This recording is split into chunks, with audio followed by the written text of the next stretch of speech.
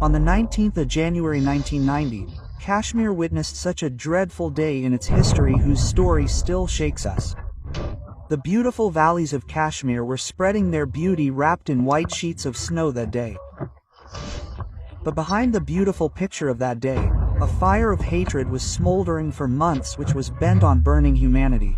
There was a strange fear in the morning of that day. Along with the azan rising from the mosques, something else was also echoing that day, something that was soul-stirring. Slogans were being raised on loudspeakers from the mosques to scare and threaten the Kashmiri Pandits and then to wipe them out from Jammu and Kashmir forever. It was being said openly, "What will work here? If Nizam Mustafa wants to live in Kashmir, you will have to say Allahu Akbar. We want Pakistan and the women of the Hindus too, but without their men."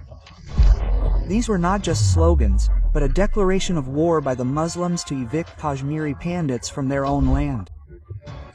Posters were pasted on the walls of Pandits' houses in every street, every locality, which read, "Either accept Islam or leave this land, or else get ready to die." After this, the process of brutally killing Kashmiri Pandits started openly. They were killed in such a way that the entire population of Kashmiri Pandits was forced to leave Kashmir out of fear. This fire of hatred had burnt the centuries-old trust to ashes. Kashmiri Pandits who had been residents of that land for centuries, where the ashes of their ancestors were settled, now they were forced to leave that same soil.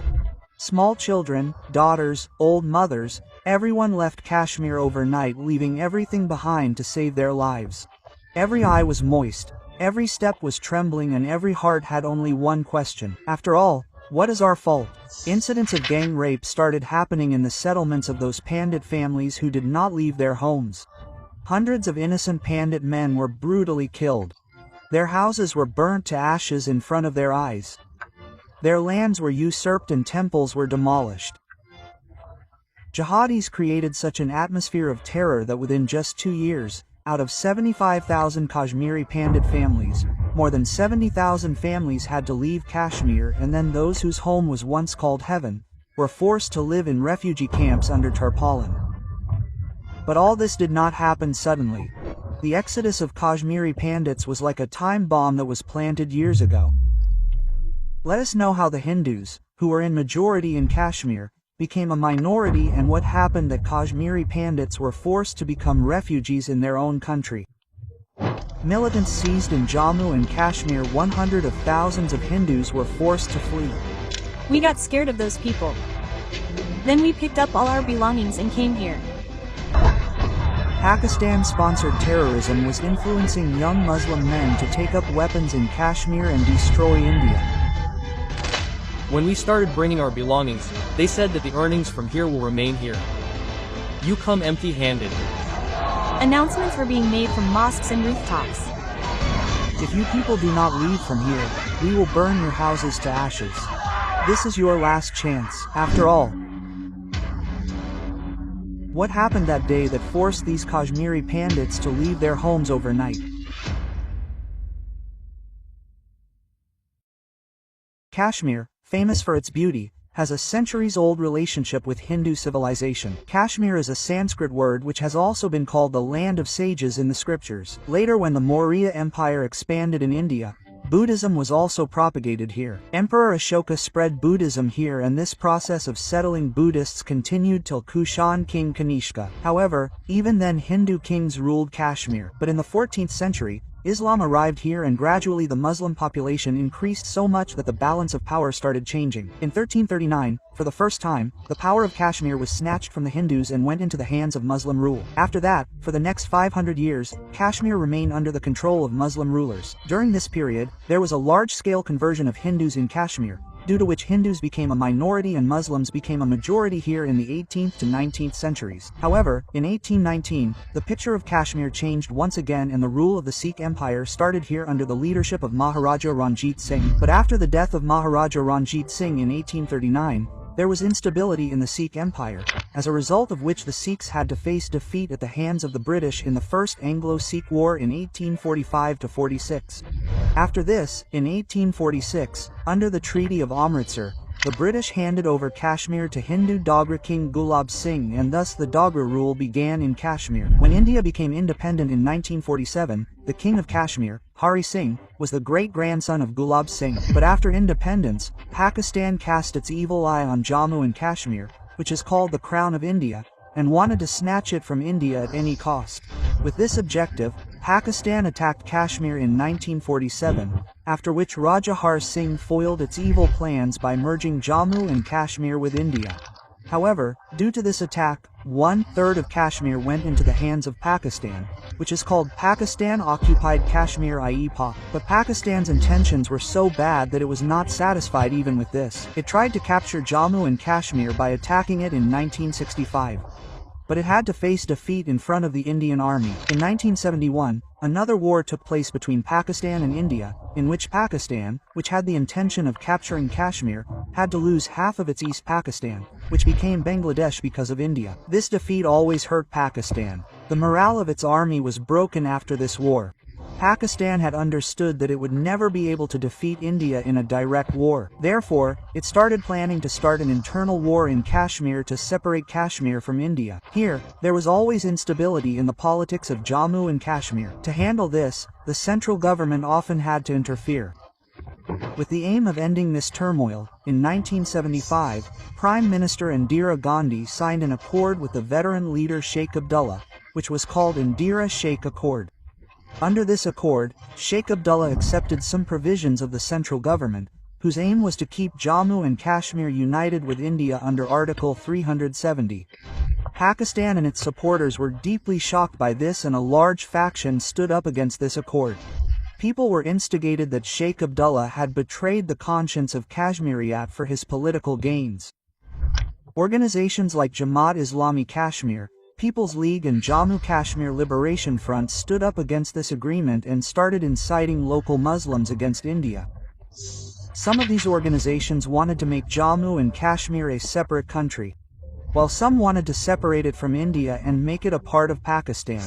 One of these, Jammu Kashmir Liberation Front, was an extension of an organization of Pak, Lebaside Front, which was formed in 1976 by Amanullah Khan and Makbul Bhatt at the instigation of Pakistan, only to create turmoil in Kashmir. After the Indira Sheikh Accord, a narrative had started forming among Kashmiri Muslims against Chief Minister Sheikh Abdullah. Therefore, to save his political ground, Sheikh Abdullah also slowly started walking on the path of separatism. To keep Kashmiri Muslims on his side, he started taking open decisions against the Hindus of Kashmir. While giving communal speeches in mosques, he started calling Kashmiri Hindus as informers of the Indian Army. Along with this, he changed the Hindu names of about 300 places in Kashmir and gave them Islamic names. Kashmiri Pandits protested against this, but it was of no use. With these actions of Sheikh Abdullah, Pakistan started to see clearly that its agenda was now having an effect on the ground level. At the time when all this was going on in Jammu and Kashmir, there was a lot of commotion in Afghanistan as well. The Soviet Union had carried out a military intervention in Afghanistan and started increasing its influence in South Asia,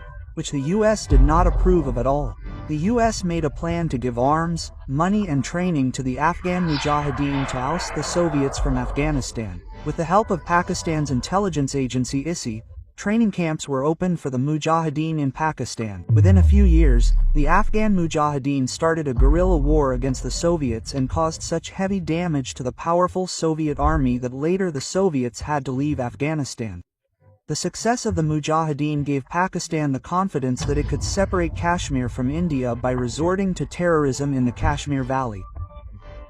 The biggest advantage of this for Pakistan was that it could do this without being blamed.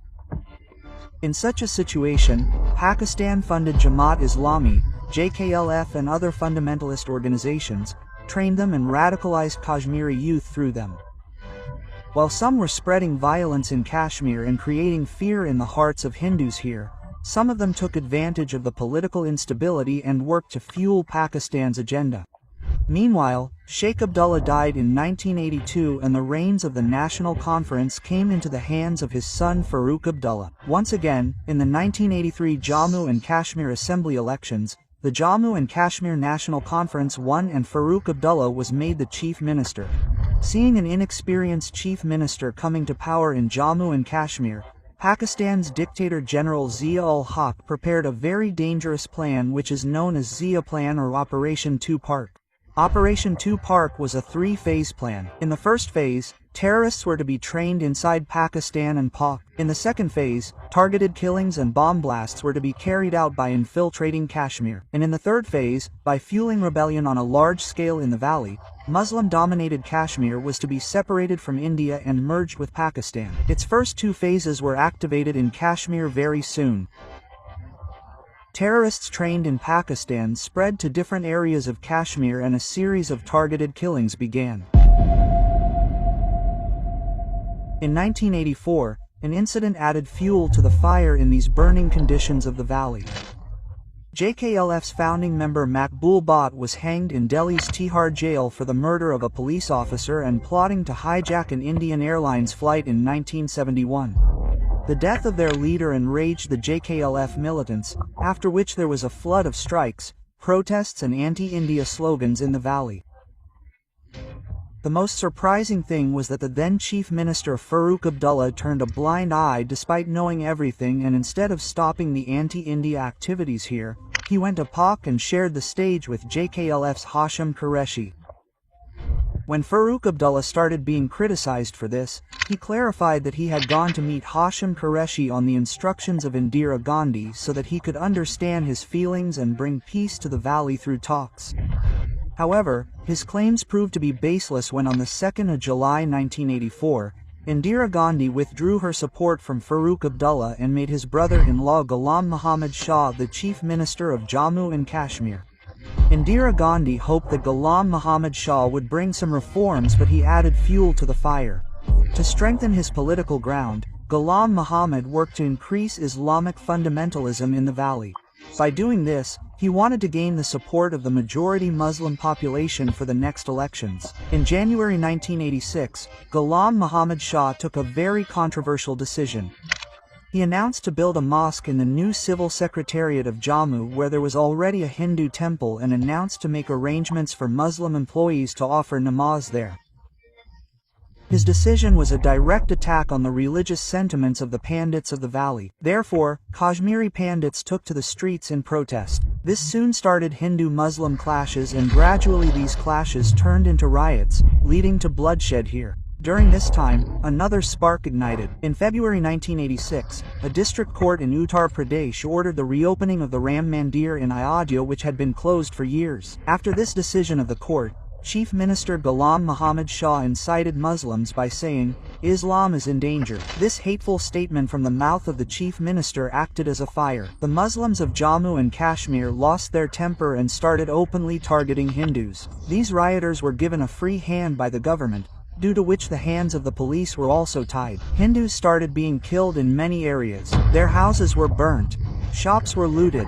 Religious faith was trampled by breaking temples, and Hindu women were mistreated. The situation in South Kashmir, Sopore and Anantnag became so bad that the central government had to send the army to Kashmir with shoot-on-sight orders to stop the rioters. When a month passed and the government of Ghulam Muhammad Shah did nothing to stop the riots, the governor of Jammu and Kashmir Jagmohan Malhotra dismissed the government of Ghulam Muhammad Shah, citing the failure of the government to stop the violence and impose governor's rule in the state. When the investigation was done to the bottom of this riot, so the truth that came out was even more dangerous. Behind this riot, not only radical Islamists were involved but also the leaders of the so-called secular parties of the state. These leaders had tried to gain political mileage by inciting religious sentiments. This was a political conspiracy through which the narrative of Muslim Kashmir and Hindu India was created, and the Muslim population of Kashmir was turned against Kashmiri Pandits and the government of India.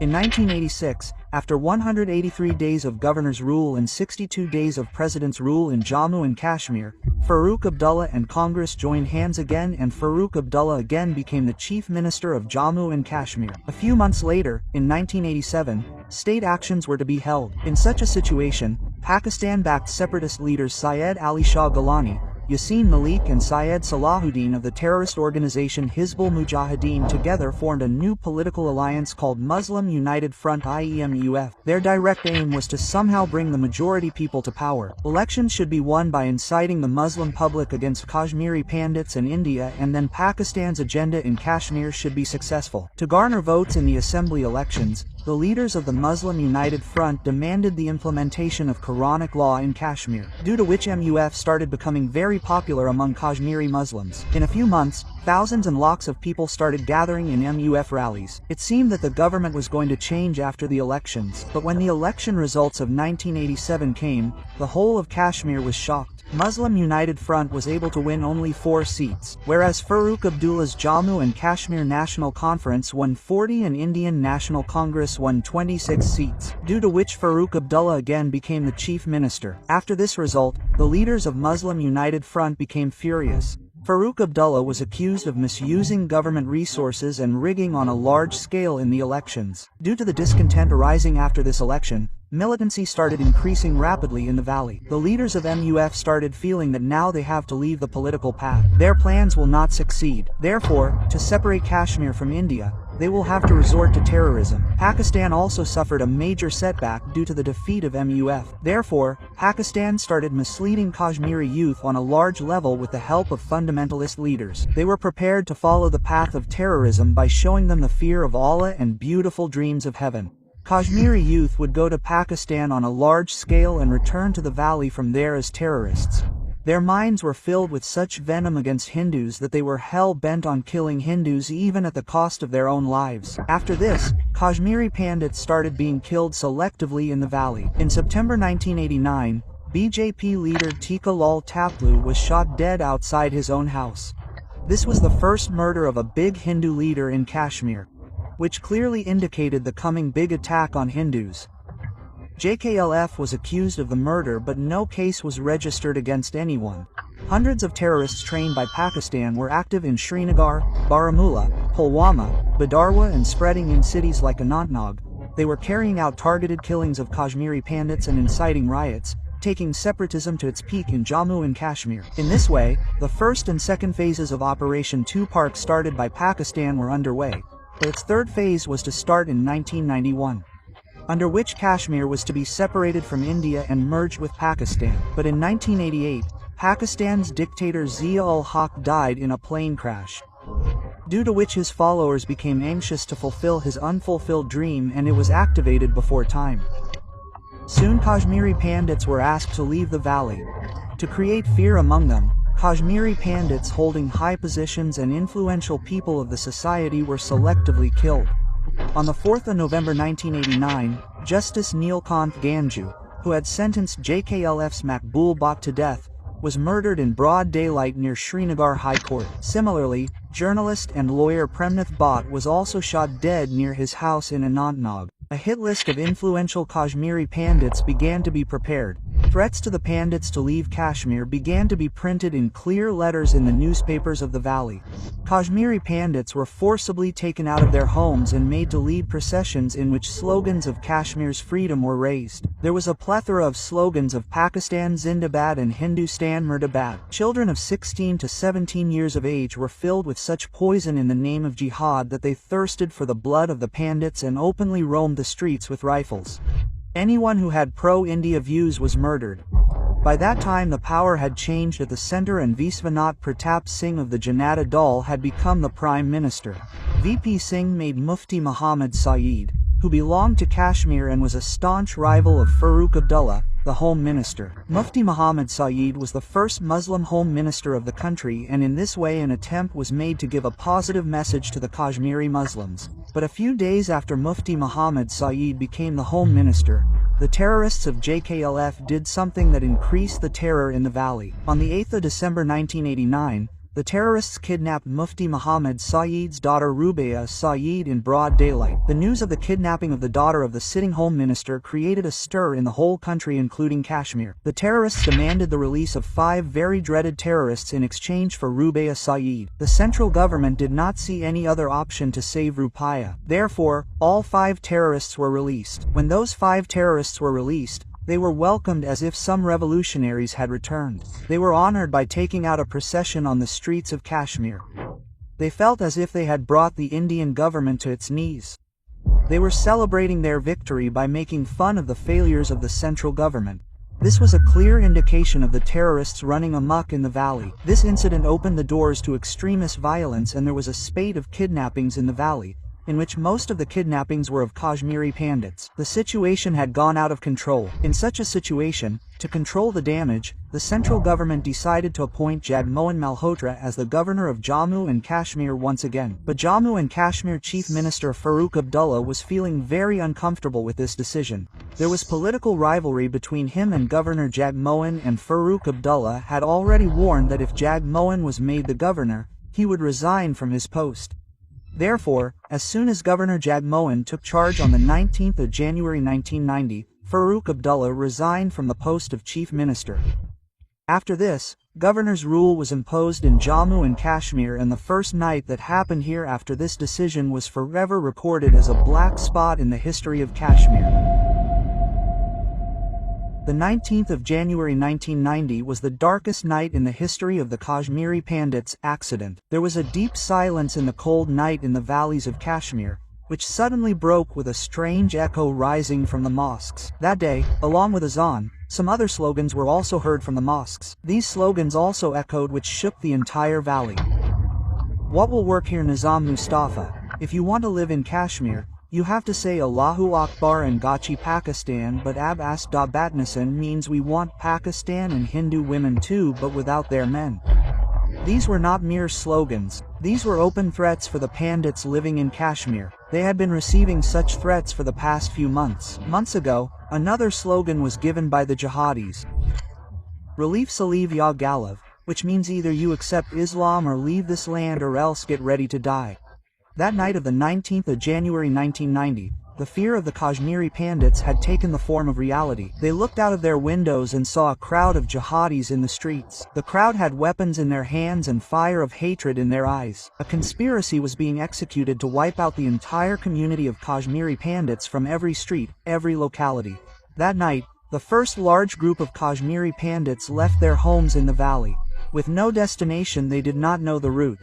They had no idea where they would stay, what they would eat. They just had to somehow save their lives and those of their families.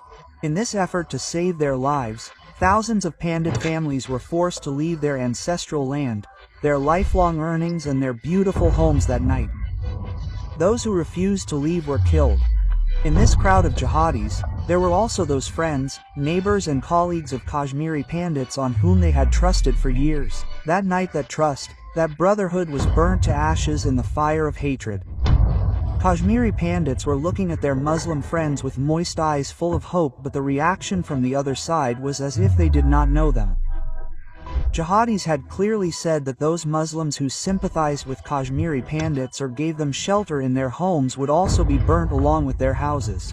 That is, it was clear that Kashmiri Pandits were on their own and there was no one to look after them. The dream that Pakistan had seen in Operation 2 Park, and which the separatists of Jammu and Kashmir wanted for years, was fulfilled. It seemed to be happening. In the coming days, this atmosphere of cruelty remained the same. Encouraged by their victory, the separatists crossed all limits of atrocities on the Kashmiri Pandits who had survived here. Kashmiri Pandits were attacked from house to house.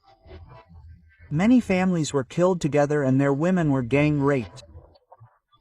Many houses were burnt and hundreds of temples were also demolished. Many people were not even allowed to take their belongings. They were told that whoever belongs here will stay here. Thousands of Kashmiri Pandits could return only with the clothes they were wearing. When Kashmiri Pandits wanted to sell their houses, no one bought them. The jihadis believed that after the Pandits left, they would get those houses for free. In such a situation, why spend money? To save their lives, Kashmiri Pandits did not even wait for vehicles. They kept walking day and night. Some reached Jammu in this way, while others went to Delhi or Punjab. At the same time, thousands of people kept moving towards unknown destinations. Who knows how many were in the crowd of these helpless and destitute people? There were innocent children who had to go through this difficult time. There were many elderly people who could not even walk without support. On the way from Kashmir, Some spent the night under the open sky by spreading newspapers somewhere, and some spent time in tents made of sheets. They were away from their homes, and their homes looked like crematoriums without them. There was only silence in their homes left behind. The things were scattered like they were. Food cooked on gas stove and utensils in the kitchen were scattered here and there. The doors of the houses were open. The atmosphere was the same in every house. It seemed as if a devastating earthquake had struck here, due to which people had suddenly fled from their homes. Meanwhile, the paramilitary forces in the valley were trying to rein in the terrorists. The CRPF arrested about 300 separatists in Srinagar on the night of the 19th of January itself. In protest against this, a crowd of jihadis gathered and started protesting on a large scale, which became so violent that it took 21 days to calm it down. On January 25th, the CRPF had to open fire in village Kadal, in which more than 50 people lost their lives. This worsened the situation even more. On January 25th, terrorists fired 40 rounds and killed 4 Air Force personnel at Rawalpura bus stand.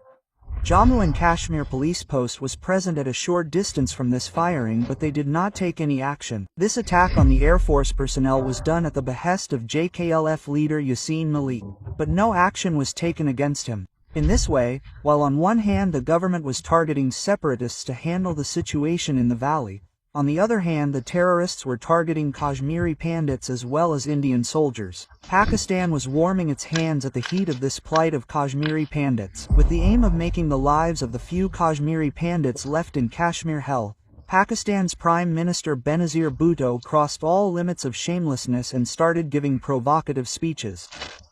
Benazir Bhutto first provoked Kashmiri Muslims on TV from Pakistan, and then in February in 1990, she herself reached Muzaffarabad in Pak and addressed the Kashmiris across the loch and incited them by openly speaking anti-India and anti-Hindu things. Benazir Bhutto's statements added fuel to the fire, and the atmosphere of the valley deteriorated further. Along with Kashmiri Pandits, those Muslims who were against this incident also started getting killed. On the 21st of May 1990, the Emir Vice of Kashmir Muhammad Farooq Shah was killed by the terrorists of Hizbul Mujahideen just because he was talking about peace.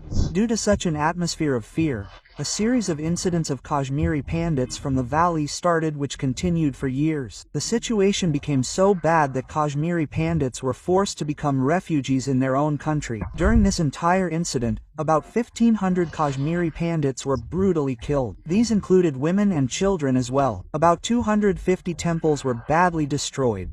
More than 300 houses were burnt to ashes, and 20,000 houses were forcefully occupied. This incident was so terrible that between 1990 and 1992, out of 75,343 Kashmiri Pandit families in Kashmir, more than 70,000 families left the valley. Many Kashmiri Pandits who were in high positions in the government also had to leave their homes out of fear. They had seen their loved ones die before their eyes. Therefore, they were so scared that they had to say on record that we will survive by begging but will never go back to Kashmir. Begging in the streets and feeding ourselves. Living freely. Living here with our own button without any threat. The government had built refugee camps for Kashmiri Pandits, but the arrangements here were absolutely useless. Kashmiri Pandits, used to the snow of Kashmir, had experienced the heat of the plains for the first time. The heat of summer took the lives of 430 Kashmiri Pandits in 20 years. Nothing in hand, the situation reached such a point that women had to sell their jewelry to survive. In 1941, Kashmiri Hindus used to be 15% of the valley's population. By 1991, it was reduced to just 0.1%. Governments kept changing in the country and Kashmir, policies kept being made, but the condition of Kashmiri Pandits remained the same. Even though more than 70,000 families of Kashmiri Pandits had migrated from the valley, there were about 800 families who were ready to stay in the valley even in the midst of such a big storm. But for them, this passion became their biggest punishment. On the 14th of August 1993, terrorists stopped a bus in the valley and killed 15 Hindus. On the 21st of March 1997, 7 Kashmiri Pandits were kidnapped and killed by entering their house in Sangrampur. On the 25th of January 1998, armed terrorists wreaked havoc on 4 Kashmiri families in Wandama. These barbarians killed them. 23 people from 4 families were shot dead. 3 months later, on the 17th of April 1998, 27 members of a Kashmiri Hindu family were killed by terrorists in Prankot village of Udhampur district. These included 11 children. After such incidents, once again, the hearts of Hindus were filled with such fear that thousands of Hindus left the valley forever. Years kept changing and Kashmiri Pandits continued to be targeted in Kashmir. Apart from Kashmiri Pandits, other communities of Hindus were also targeted so that only Muslims could live in Kashmir. In the year 2000, 30 Amarnath pilgrims were killed in Pahalgaon of Anantnag. In 2002, terrorists attacked the Raghunath temple of Jammu twice, in which many people were killed. The night of the 23rd of March 2003 also proved to be a dark night for Kashmiri Pandits. Lashkar-e-Taiba terrorists entered Nadim village of Pulwama district and killed Kashmiri Pandits. They were dragged out of their homes and shot dead at 11 p.m. in which 24 people lost their lives, which included 11 men, 11 women and 2 children. After this, their houses were burnt. Even today there are bullet marks on the walls there which tell the story of the massacre of Kashmiri Pandits. The governments coming and going always claim that the Pandits will be brought back home, security will be provided. But the ground reality has been something else. The first step in the interest of Kashmiri Pandits was taken by the Manmohan Singh government in the year 2008. When 3,000 jobs were announced for Kashmiri Pandits and 1,800 Kashmiris were settled back in Kashmir in the next few years by spending 168 crore rupees. On the 5th of August 2019, the Modi government took a historic decision and removed Article 370, which ended the special status of Jammu and Kashmir and divided it into 2 parts and made union territories. After this, it was believed that terrorist activities would decrease in the valley. Tourism will increase and local people will return to normal life again. The government also announced a transit township to resettle Kashmiri Pandits here. In 2021, the government also claimed that 1,000 houses have been built for Kashmiri Pandits and 6,000 more are being built. But those horrific memories of 1990 are so deeply embedded in the hearts of Kashmiri Pandits that in March 2021, the government itself told in Parliament that from 1990 to 2021, only 3,800 Kashmiri Pandits have been able to return to Kashmir. Most of these were those who were given jobs under the government relief package. Whenever Kashmiri Pandits think of settling back in their homes, in the meantime, terrorist organizations sponsored by Pakistan carry out some terrorist attack that reopens the wounds of Kashmiri Pandits. It has been more than 35 years since Kashmiri Pandits left their homes. Now it remains to be seen when their dream of returning home comes true.